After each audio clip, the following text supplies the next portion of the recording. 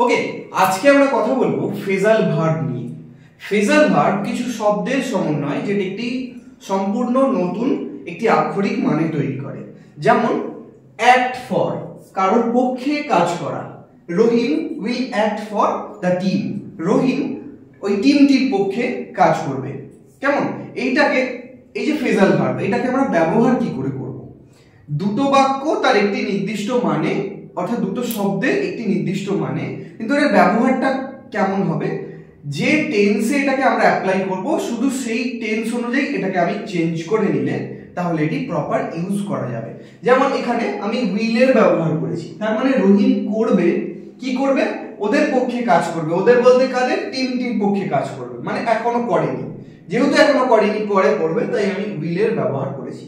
অর্থাৎ ফ্রেজাল ভার্বকে যখন একটি সেন্টেন্সের মধ্যে অ্যাপ্লাই করব তাকে ওই টেন্স অ্যাকর্ডিং চেঞ্জ করে নেব, অর্থাৎ যে সময় কাজটি হবে বা হয়েছে তার অ্যাকর্ডিং চেঞ্জ করে নেব। অর্থাৎ অ্যাক্ট ফর মানে পক্ষে কাজ করা। এরপরে টেল অন, টেল অন মানে প্রভাব ফেলা। Hard work tells on health, তাহলে পরিশ্রম সব সময় স্বাস্থ্যে প্রভাব ফেলে। তাহলে টেলস অন মানে প্রভাব ফেলা, যেহেতু এটা সব সময় হয় তাই এখানে সিম্পল প্রেজেন্ট টেন্সের ব্যবহার করা হয়েছে। আস্ক ফর মানে দাবি করা। I asked for the money, তাহলে আমি দাবি করেছিলাম কিসের? টাকার। ব্রাস্ট আউট মানে ফেটে পড়া। দুঃখে ফেটে পড়া হতে পারে, রাগে ফেটে পড়া হতে পারে, হাসিতে ফেটে পড়া হতে পারে। তাহলে দেখো, হি ব্রাস্ট আউট অফ লাফিং, সে হাসিতে ফেটে পড়েছে। ব্রেক ডাউন, এবার ব্রেক ডাউন সবসময় যদি হয় তাহলে ব্রেকস ডাউন হবে, উইল ব্রেক ডাউন হবে। এখানে ব্রোক ডাউন করেছি আমি, তাহলে আমি এখানে পাস্ট টেন্সে অ্যাপ্লাই করেছি। তাহলে Rina broke down to her father's death, তাহলে রিনা ভেঙে পড়েছে কিসে? তার বাবার মৃত্যুতে। কল ইন ডেকে পাঠানো। কল ইন এ ডক্টর, একটি ডক্টর বা ডাক্তারকে ডেকে পাঠাও। ক্যারি অন মানে চালিয়ে যাওয়া।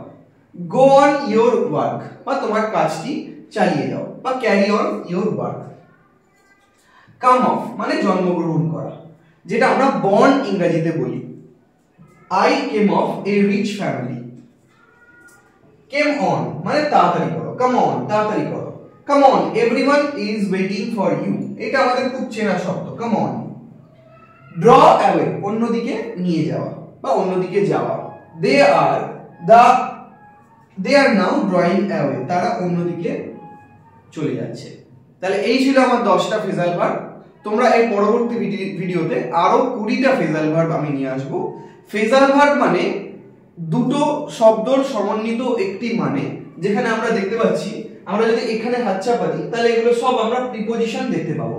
এই যে for, out, down, on, of, এবং দুটো শব্দের একটি মানে, তাকে আমরা ফ্রেজাল ভার্ব বলছি, যার একটি নির্দিষ্ট মানে এবং তার একটি নির্দিষ্ট ব্যবহার আছে।